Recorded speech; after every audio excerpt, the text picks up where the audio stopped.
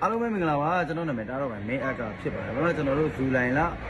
18ရက်နေ့ကနေပြီးတော့ဇူလိုင်23ရက်နေ့ထိ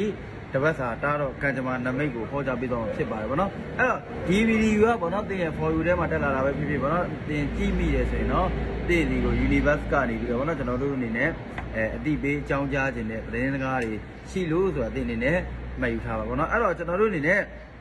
ဒီဇူလိုင်လ18ရက်နေ့ကနေပြီးတော့ကျွန်တော်တို့အနေနဲ့23ရက်နေ့ထိတင့်ရဲ့တပတ်စာတားတော့ကံကြမ္မာနမိတ်တွေကဘယ်လိုရှိမလဲဆိုတာကျွန်တော်တို့အနေနဲ့အတူတူလိုက်ပြီးတော့ဒီအဟောလေးကိုလိုက်ပြီးတော့အတူတူကြည့်ကြရအောင်ပါခင်ဗျာ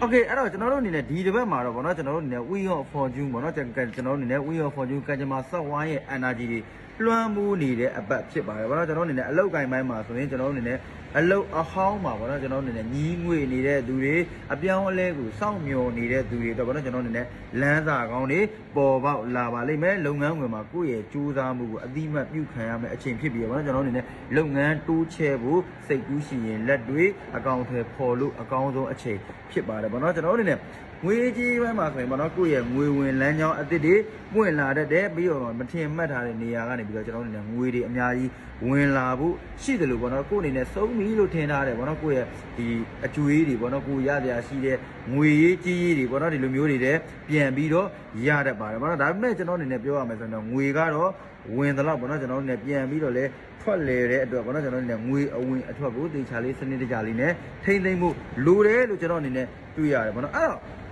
့ဒီတစ်ပတ်မှာတော့သင်ရဲ့အခြေရေးမြစ်တာရေးတွေကိုကြည့်တဲ့အခါမှာပေါ့နော်ကျွန်တော်တို့အနေနဲ့စင်ငယ်လေးတွေအတွက်ဆိုရင်ပေါ့နော်ဒီတစ်ပတ်မှာကိုယ့်ကိုပေါ့နော်စိတ်ဝင်စားပြီးတော့လာရောက်ချင်းကပ်မဲ့သူတွေရှိနေတယ်ဗျာပဲလေဟိုအမျိုးသားပဲဖြစ်ဖြစ်အမျိုးသမီးပဲဖြစ်ဖြစ်ပေါ့နော်ကိုယ့်ကိုစိတ်ဝင်စားပြီးတော့လာရောက်ဒီလိုမျိုးတွေကိုယ့်ကိုချင်းကပ်လာတဲ့လူတွေရှိတတ်ပါတယ်ပေါ့နော်အဓိကတော့စမ်းပွင့်နေတဲ့အပတ်ဖြစ်ပါတယ်ပေါ့နော်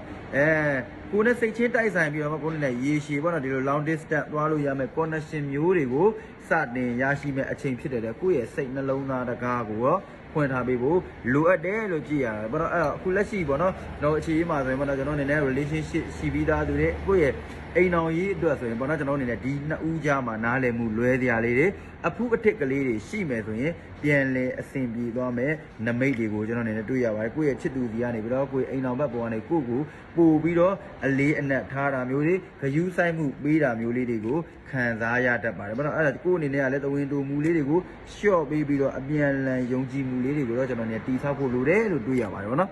အဲ့တော့X နဲ့ပတ်သက်ပြီးတော့ဗောနော်ကျွန်တော်အနေနဲ့ဒီတစ်ပတ်ကိုကြည့်ရခါမှာဗောနော် X ကတော့ကိုယ့်စီကိုပြန်ပြီးတော့ဆက်သွယ်လာဖို့အခွင့်အရေးကောင်းတွေရှိနေတတ်ပါတယ်ဗောဒါပေမဲ့ကျွန်တော်အနေနဲ့ပြောချင်တာဗောနော်သိရမလားကိုယ့်ရဲ့တန်ရာတွေ trauma တွေနဲ့ပဲပြန်စမလားသိရမလားဒါမှမဟုတ်ကိုယ်တိုင်ကပဲဒီလိုမျိုးဗောနော်ကိုယ့်ရဲ့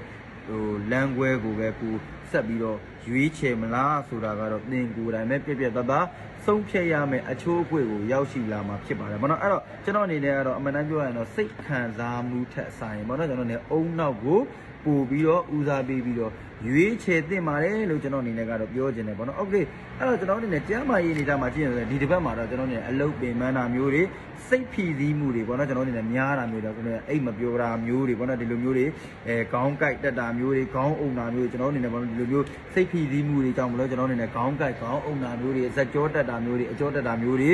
ဖြစ်တတ်ပါတယ်ဗောနော်အဲ့တော့ကျွန်တော်အနေနဲ့ပြောရမယ်ဆိုရင်ရေများများတောက်ပြီးဗောနော်ရေများများတောက်ပြီးဖို့လိုတယ်ပြီးရင်ကျွန်တော်အနေနဲ့ဗောကဖိန်းဓာတ်ပါတယ်ဗောနော်ဒီလိုမျိုးတွေကော်ဖီတွေလက်ဖက်ရည်တွေကိုညဘက်တွေမှာရှော့ပြီးတော့တောက်ဖို့ကျွန်တော်အနေနဲ့ဒီတစ်ပတ်တွင်မှာတော့အကြံပြုခြင်းပါတယ်ဗောနော်အဲ့တော့ကျွန်တော်အနေနဲ့ဒီတစ်ပတ်တွင်မှာဗောနော်ကျွန်တော်အနေနဲ့ကံတရားရဲ့ထောက်ပံ့မှုကိုရရှိဖို့တော့တစ်ပတ်လုံးမှာကံကောင်းခြင်းတွေရရှိဖို့တော့ဗောနော်ကျွန်တော်အနေနဲ့အပြာရောင်အနှုဒါမှမဟုတ်အဖြူရောင်အဝတ်အစားဗောနော်ကျွန်တော်အနေနဲ့အပြာအနှုရောင်ဒါမှမဟုတ်အဖြူရောင်များများပါတဲ့အဝတ်အစားတွေအသုံးဆောင်တွေကိုများများပို့ပြီးတော့သုံးဆွဲပေးပါဗောနော်ကျွန်တော်အနေနဲ့ရှောင်ရမယ့်အရာတွေကတော့ကျွန်တော်လူအများကြားမှာဗောနော်ကျွန်တော်အနေနဲ့ငွေကြီးတွေလိုမျိုးအာမခံထားတာမျိုးတွေငွေချေပတ်စံချီးငားတာမျိုးတွေကိုပြက်ပြက်သားသားဒီတစ်ပတ်တွင်မှာရှောင်ကျင်သိမှာလဲသိမလားကိုချင်းစာစိတ်လွန်ခဲ့ပြီးတော့ကို့အတွက်ဒုက္ခမရှာမိဖို့လိုတယ်လို့ကျွန်တော်ရဲ့ကတ်တွေကတော့ပြသပါတယ်ဗောနော်အဲ့တော့ကျွန်တော်အနေနဲ့ဒီတစ်ပတ်တော့ဗောနော်အထွေထွေအတွက်ကျွန်တော်အနေနဲ့ရေဒီယာလေးတစ်ခုကိုပေးခြင်းတယ်ဗောနော်ရေဒီယာကတော့ကျွန်တော်အနေနဲ့မနက်တိုင်းမှာဗောနော်ကိုယ့်ရဲ့မနက်တိုင်းမှာကိုယ့်ရဲ့ဖျားတောက်တော်ကြီးဗောနော်ကိုယ့်ရဲ့ဖျားတောက်တော်ကြီး၅ခွက်ကိုကတ်လူတမ်းပြီးငါရဲ့